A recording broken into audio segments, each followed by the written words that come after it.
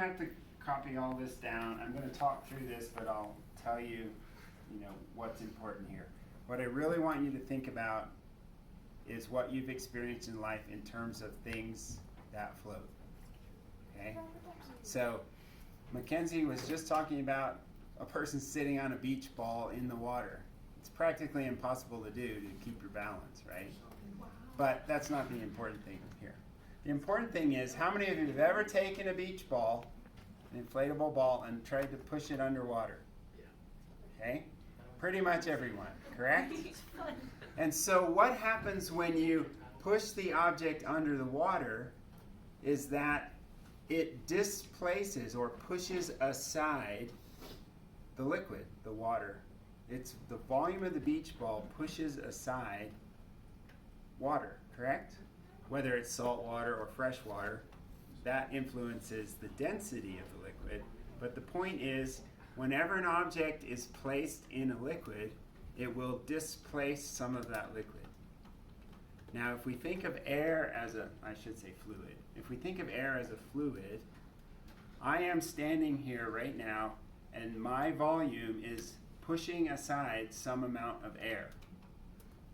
Do you believe that? And you sitting there is pushing aside some volume of air, and so on. So anytime an object displaces a fluid, okay, it will feel what's called a buoyant force. So right now, there's a force on my body trying to push me upward. Because I'm displacing air, there's a buoyant force due to the air that I have displaced, trying to levitate me. What's keeping me on the ground? Gravity. The force of gravity on my body is greater than the buoyant force that's making me want to rise off the ground. So this is why I'm not floating in front of you. Now, if you ever watch, David Blaine or something? He's just full of hot air, right? So that guy rises. But we'll talk more about that. I don't know. Is that true? Have you ever seen him levitate? You good?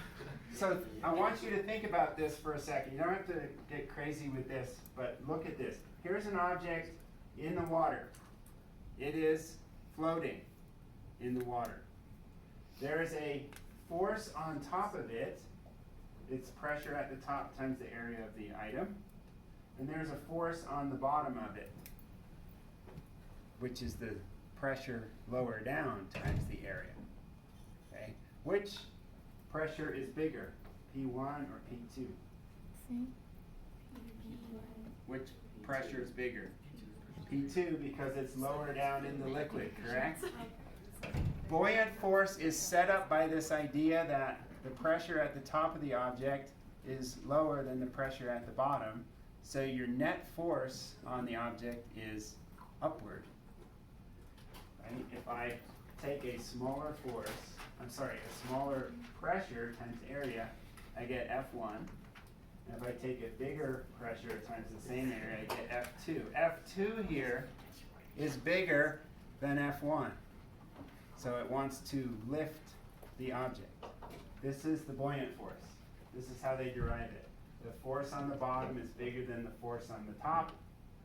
If I take these pressures and factor out the area, I get this guy here. And what do we know about P2 minus P1 is rho GH. Yes?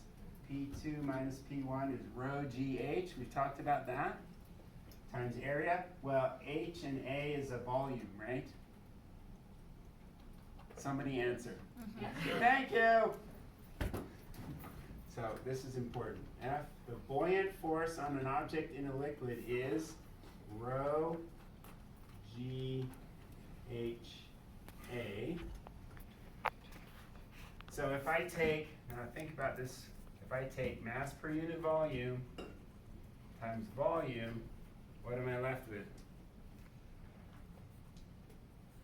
If I take mass per unit volume times volume, what am I left with?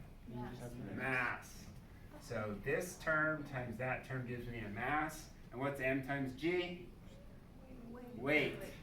So This is the most important statement of this whole idea that I'm about to make. You ready? Please listen and make sure you write this down. The buoyant force is equal to that value, rho v g, and in words it is equal to the weight of the displaced fluid.